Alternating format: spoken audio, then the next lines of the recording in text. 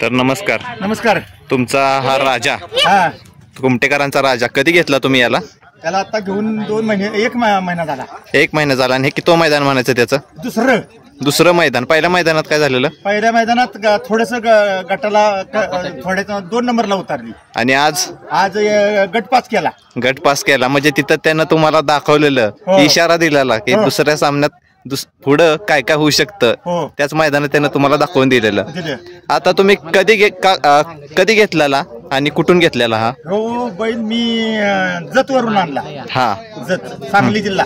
हा, वार्षिक बाजारात आणला होता.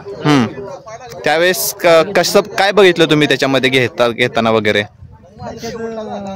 शरीर बघितलं, त्याचा पारा बघितला, शरीरात कसा आहे, पाऱ्याचा कसा आहे, काय कसा आहे, चालेल का आपल्याला, अशा दृष्टिकोनातून जरा जुना अभ्यास असल्यामुळे त्याच्या ज्या खाना खुना आहेत त्या सगळ्या बघितल्या आणि त्याच्यावर मग घेतला. खाना खुना बघितल्या. त्यानंतर तुम्ही प्रॅक्टिसला कधीपासून सुरुवात केली त्याची? आणल्यावर 8 दिवसापासून प्रॅक्टिसला सुरुवात केली. गाडीला चालवणं, जरा बोजा टाकून गाडी चालवणं, त्याच्यावर रेसल देणं. आणि पहिला मैदान तुम्ही कधी उतरवलं त्याला? पहिल्या मैदानात कालच्या कोरेगावच्या अड्ड्याला 2 तारखेला उतरवलं. 2 तारखेनंतर आज 7 तारखेला इथं आणलं. 5 दिवसातच लगेच इथं आणलं. त्याच्या आधी तो पळत होता तिकडे? त्यांच्याकडे त्याने रेसली 1-2 दिल्या होत्या, पण पळाला नव्हता तिकडे मैदानात. नव्हता चालू. आवताला ह्याला त्याला आपलं कडब्याला ह्याला त्याला चालवत होती, शिकवला होता तिकडे.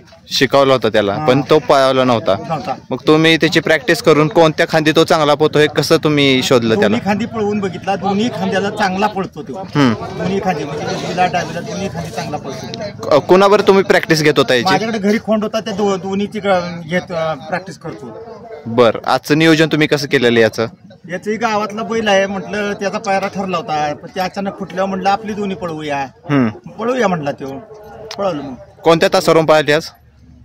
कोणत्या तासावरून पळाली गाडी? 13व्या गटात 6 नंबर तासावर. सुट्टीला कसा त्याचा पळ आहे? सुट्टीला बी चांगला पळ आहे दोन्ही बैलांचा.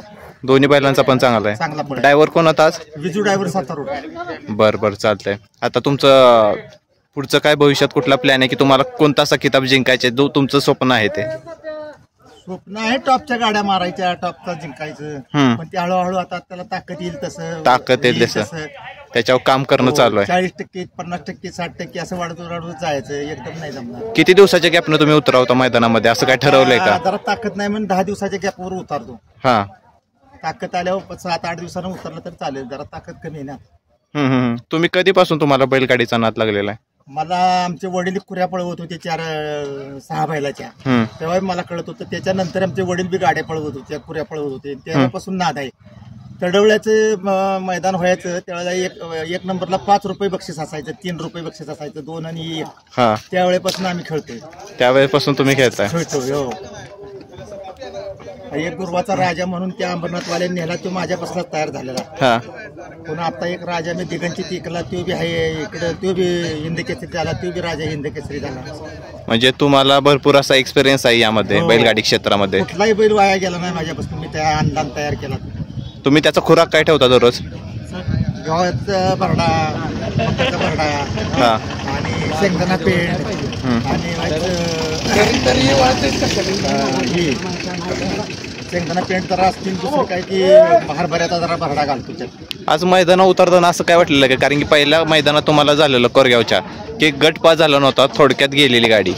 तुम्हाला आज काय वाटत होतं मैदानात उतरताना की काय होईल आज? आज बैल चांगला त्यांचाही पळतोय, आपली वासू आहे, त्याच्यामुळे गाडी आज थोडी गटपास का होईना करेल असं शाश्वती होती आम्हाला.